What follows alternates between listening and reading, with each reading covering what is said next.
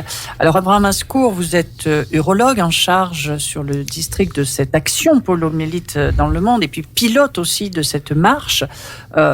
Qu'est-ce qui vous a amené à vous impliquer et à arriver au sein du Rotary ? En fait, juste une précision avec tout le respect que je dois à mes collègues urologues, mais je suis pas urologue, je suis néphrologue, donc j'opère pas. Mais on s'occupe des maladies des reins, bien sûr. Ce sont des amis, les urologues, mais je suis néphrologue. En fait, je suis rotarien depuis 2010, et puis je me souviens du premier don que j'ai fait avec mon épouse pour la Fondation Rotary, c'est le bras humanitaire de Rotary International. C'est elle qui permet de réaliser les actions à l'échelle locale et internationale. Donc le premier don qu'on a effectué, c'était en faveur de la lutte contre la polio. Alors la poliomyélite, en fait, c'est une maladie qu'on voit de moins en moins en France, bien sûr. Le dernier cas date des années 90. Et c'est une maladie connue depuis l'Antiquité. Et on a des traces dans les fresques de l'Égypte antique, pharaonique, comme quoi il y a quelqu'un qui s'est pris avec une canne avec une des jambes atrophiées. Donc c'est une maladie connue. Mais le virus n'a été découvert qu'en 1908 grâce à deux médecins autrichiens. Qui ont isolé le virus. Cette maladie virale n'a pas de traitement. Elle n'a toujours pas de traitement et le seul moyen pour s'en protéger, c'est de faire le vaccin. Alors là, on vit dans une époque merveilleuse où on peut se protéger contre beaucoup de maladies, mais dans les années 30-40, il n'y avait pas de vaccin. Et puis c'est grâce à deux médecins américains, donc le docteur Jonas Salk, un médecin américain qui a lancé en 1953 en fait une publication. Il a écrit une publication comme quoi il a découvert le vaccin. En fait, il a découvert un vaccin pour protéger les enfants, en sachant que il avait quand même une grande épidémie aux États-Unis. En fait, tous les lieux publics sont fermés. Donc c'était vraiment le couvre-feu, surtout pendant la saison chaude. Il avait vraiment le couvre-feu parce que la maladie se contacte, en fait, se transmet par en fait le cycle oro-fécal. Donc voilà, quand on avale le virus, on élimine avec et puis si ça contamine les os, si ça contamine les autres ou la nourriture ou les os, donc ça contamine et donc ça se transmet comme ça, donc de personne à personne, par le tube digestif. Et donc il a trouvé le vaccin en 1953. Et puis, avec l'appui de ce qu'on a appelé à l'époque March of Dimes, c'est la Fondation américaine nationale contre la paralysie infantile. En fait, c'est la marche de Dimes. En fait, c'est la marche de Dimes qui a supprimé un peu le nom de l'association. Ça, maintenant, on connaît, ça, même maintenant, il a une page Facebook, March of Dimes, avec le soutien de Franklin Roosevelt. Donc ils ont lancé une grande essai clinique et en 1955, pendant une conférence de presse, on a déclaré le vaccin de Jonas Salk sûr et efficace. Et Jonas Salk n'a pas voulu breveter son vaccin. Voilà. Donc, et même cette fameuse phrase à la question du journaliste, qui possède le vaccin, Et puis réponse de Jonas Salk, people. Could you patent the sun? Donc, pourriez-vous breveter le vaccin? Donc, il a refusé. Et en même temps, donc, lui, il a trouvé le vaccin injectable, donc, à partir de virus tués. Mais il y a une autre piste qui a été lancée par un autre chercheur américain qui s'appelle Albert Sabin. Et lui, il a dit, peut-être, je tue pas le vaccin, je l'affaiblis et je l'utilise comme vaccin oral. Parce que ça suit exactement ou à peu près le même cycle de vie du vaccin du virus naturel. C'est deux philosophies, deux écoles. Donc les États-Unis étaient plus acquis au vaccin de Jonas Salk, donc avec un soutien financier politique. Albert Sabin est parti tout simplement à l'Union soviétique et on a mené des grands essais cliniques qui ont prouvé aussi l'efficacité de son vaccin. Alors, les deux vaccins sont efficaces, mais quand même le vaccin injectable nécessite un personnel qualifié, contrairement au vaccin oral qu'on utilise toujours dans les campagnes de masse, de vaccination de masse. Et pareil, Albert Sabin n'a pas breveté son vaccin. Donc, les deux médecins ont offert à l'humanité un vaccin accessible. Et donc, là, il y avait quand même à peu près 1000 cas par jour de polio dans le monde. Et en 1979, c'est grâce à un Rotarien un peu visionnaire australien qui était président de Rotary International 78-79. C'était l'époque où on parlait beaucoup de la variole. Et il a lu dans le Reader's Digest un article qui parle de l'imminence éradication totale de la variole. On s'approche, parce que les années 15, c'était 77, et donc il a fallu 3 ans pour déclarer. Donc on évoquait que d'ici quelques mois, on va déclarer l'éradication totale de la variole. Et puis, il a dit, mais pourquoi le Rotary ne fait pas une action pareille? Il passe un coup de fil à John Sever, un médecin-chercheur américain qui était gouverneur du district aussi, rotarien. Et lui a posé la question, John, t'as entendu parler de la variole, là, cette affaire de variole, mais est-ce que le Rotary ne peut pas faire pareil, une action pareille, voilà. Et puis, réponse du chercheur américain, pourquoi pas la polio? Et donc, qui était à ce moment-là vraiment une des maladies les plus dramatiques au plan mondial. Oui, au plan du Rotary. On ne parle pas encore du monde. C'est au Rotary. Oui, tout à fait. C'est 79. Il a parlé à son successeur, James Bomar, en fait, qui était président 79-80. En fait, l'année rotarienne commence toujours le 1er juillet, se termine le 30 juin. Donc, il a parlé à son successeur, mais écoute, je pense à lancer un programme, voilà. Et donc, c'est Clem Renouf, en fait, le président 78-79 australien, qui a lancé un programme qui s'appelle 3H, donc Health, Hunger, Humanity. Donc, santé, humanité et faim. Et donc, pour subventionner des actions d'envergure. Et donc, le successeur de Clem Renouf, James Bomar, a signé avec le gouvernement des Philippines, le 29 septembre 79, un accord stipulant la vaccination des enfants philippins, à peu près 6 millions d'enfants. Montant estimé à $750,000 à l'époque, et c'était en 79. Des années aussi se sont passées parce que le Rotary envisage en fait l'action de Rotary, c'est chaque club dans son entourage immédiat. Il n'y avait pas d'action d'envergure à part les échanges des étudiants, mais il n'y avait pas d'action de santé publique d'envergure avant 79. Ça a été aussi des discussions internes au sein du Rotary international. Est-ce qu'on peut faire, est-ce qu'on peut pas faire? Et puis, les années passent jusqu'à 1984 où un médecin mexicain, allergologue, Carlos Conseco, devient président du Rotary international 84-85 et il a accord aussi voilà. Donc, il contacte tout simplement Albert Sabine, donc le médecin américain qui a inventé le vaccin oral. Et il devient conseiller du Rotary international.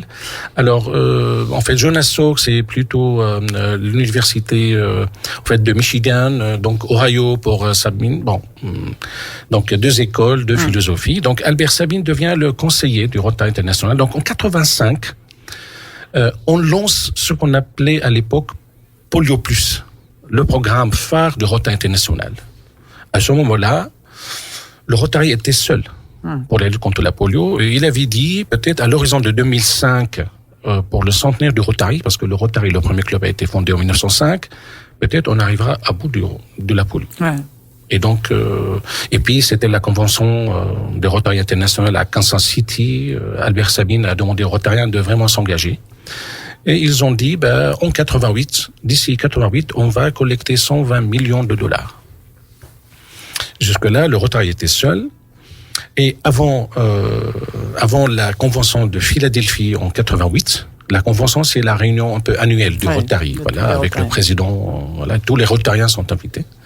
Donc chaque pays, chaque comité national est invité à collecter des fonds, voilà. Et puis le défi est lancé pour le Rotary pour collecter $120 millions d'ici 88. Et à la convention de Philadelphie, on a commencé, commission, on appelle à la barre, commission, pays par pays. Il y avait à peu près une 40aine de commissions nationales ou internationaux, voilà, ou régionaux. Donc, jusqu'à l'avant-dernier comité, on était à 119 millions. Donc, le défi n'est pas assuré. Reste le comité américain.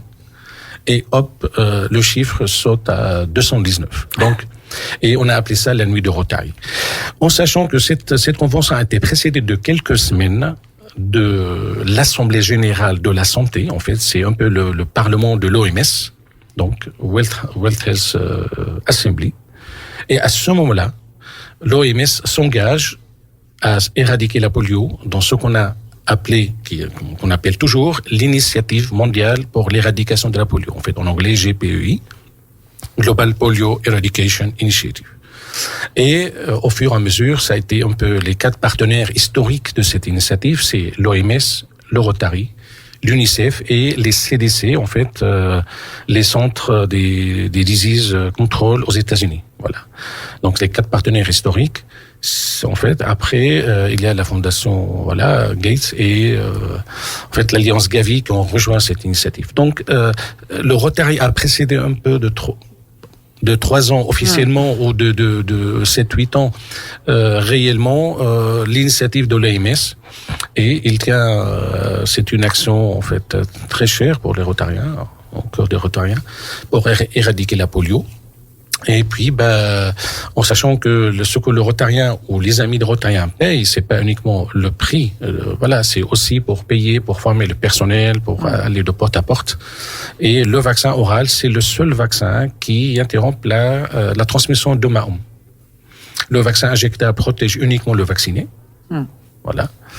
Mais le vaccin oral permet de couper le cycle de vie. La chaîne. Oui. Voilà. Il coupe la chaîne de la transmission. Voilà. Et au départ, quand l'initiative mondiale a été lancée en 88, il y avait 1000 cas par jour, c'est-à-dire 350 000 cas par an, avec 122 pays endémiques. Aujourd'hui, on est à 2 pays endémiques, Afghanistan, Pakistan. Les cas liés au polio sauvage, parce qu'il y a 3 types de polio, en fait, du virus de polio 1, 2, 3. Il y a 2 et 3 éradiqués, reste le type 1. Ça, c'est les affaires des épidémiologistes. Et infectiologues, reste le type 1. Et on n'a que 2 pays, Afghanistan, Pakistan, avec une 30aine de cas par an. Donc, évolution monumentale. Donc, voilà. Mais tant que la polio existe avec les mouvements de population, surtout dans la région qu'on appelle AFPAC, donc Afghanistan, Pakistan, il y a la zone frontalière, la couverture vaccinale n'est pas tout à fait haute, et donc quelqu'un vacciné peut transmettre à non vacciné. Bon, c'est tant que le virus existe, donc il est facilement Et l'année dernière, quand même, on a découvert dans les eaux usagées à Londres des traces de virus. Et c'était exactement le même cas aux États-Unis, avec un cas de paralysie aux États-Unis.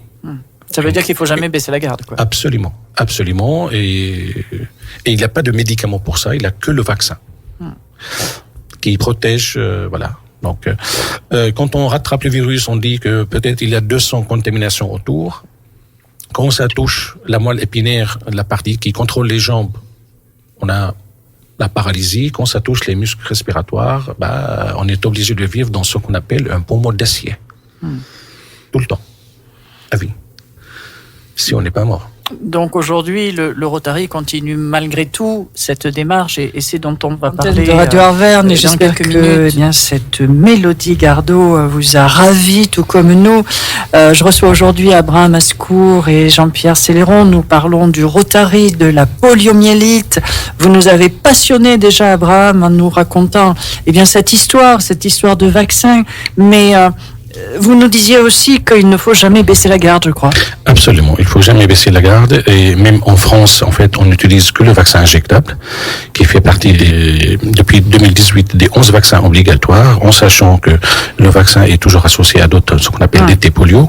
Et donc, chaque enfant doit recevoir 3 doses du vaccin avant l'âge de 18 mois, et puis à 25 ans, à 45 ans, à 65 ans, puis tous les 10 ans après 65 ans.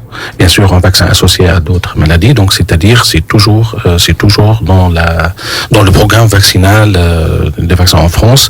On n'utilise plus le vaccin oral, c'est utilisé que dans les pays endémiques pour les campagnes de vaccination de masse. Et bien sûr, La Direction générale de la santé publie très régulièrement, là les pédiatres, les infectiologues savent plus que moi, la mise à jour de ce qu'on appelle le calendrier vaccinal, les méningocoques C, les méningocoques B, les pneumocoques, le rotavirus, ça c'est aussi une cause importante des diarrhées chez les enfants au moins de 2 ans. Donc là le vaccin, ça existe, il y a du vaccin contre le rotavirus. Donc ça évite les maladies graves, ça évite les hospitalisations, ça évite paralysie. Donc bon, l'histoire de la vaccination, c'est voilà. Et puis en 2012,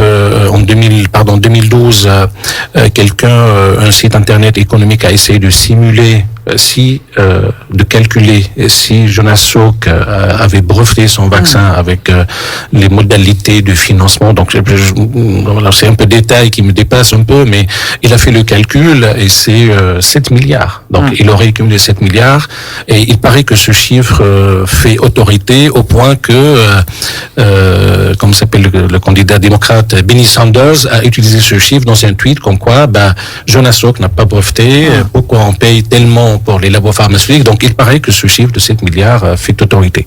Donc Jonas Salk, il a offert ça à l'humanité, à la science, à nous.